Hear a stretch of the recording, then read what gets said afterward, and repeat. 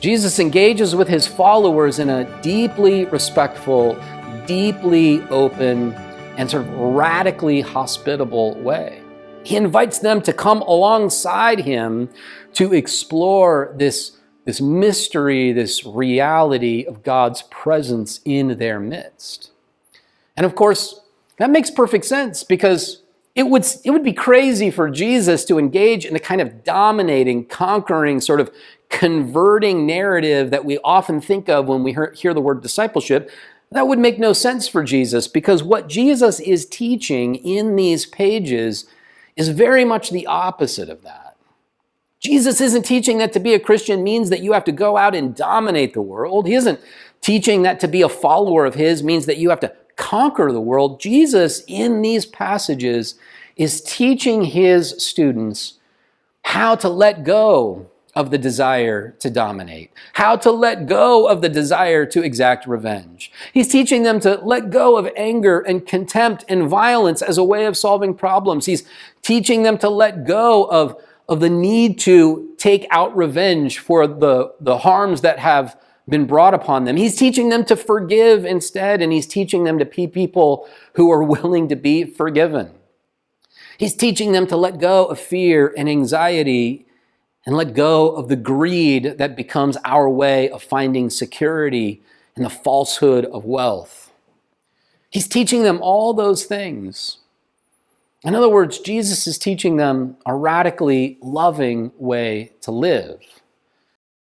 And that's, of course, exactly what we hear in some of the great passages that sort of summarize who Jesus was. In John chapter 13, verse 35, you've heard this passage before. Jesus says, "People will know you," that is, his disciples, his students, "people will know you are my students by your love for each other."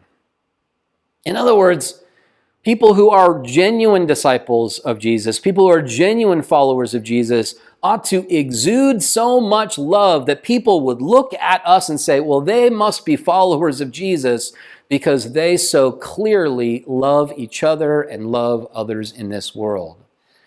Just 2 chapters later, in John chapter 15, verse 12, Jesus gives not the Great Commission, but what we now know of as the Great Commandment. He says, "This is my commandment, that you love each other just as I have loved you." And that is the content of Jesus' teaching. That's what it means to be his disciple. That's what it means to be his student.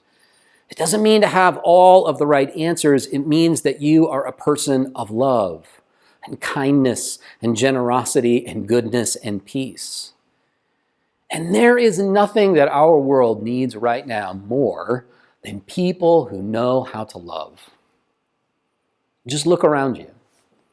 Just look at your Facebook feed. Just listen to the conversations that are going on. Just turn on the news or watch a political debate, or better yet, don't watch the political debate.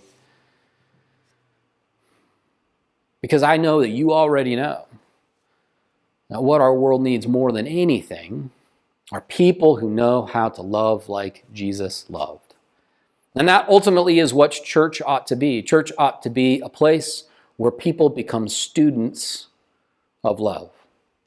Church ought to be a school of love, where people know how to pour themselves out for the good of others, to meet their needs, to bring them hope, and to connect them to the presence of God that is right there at hand in their midst.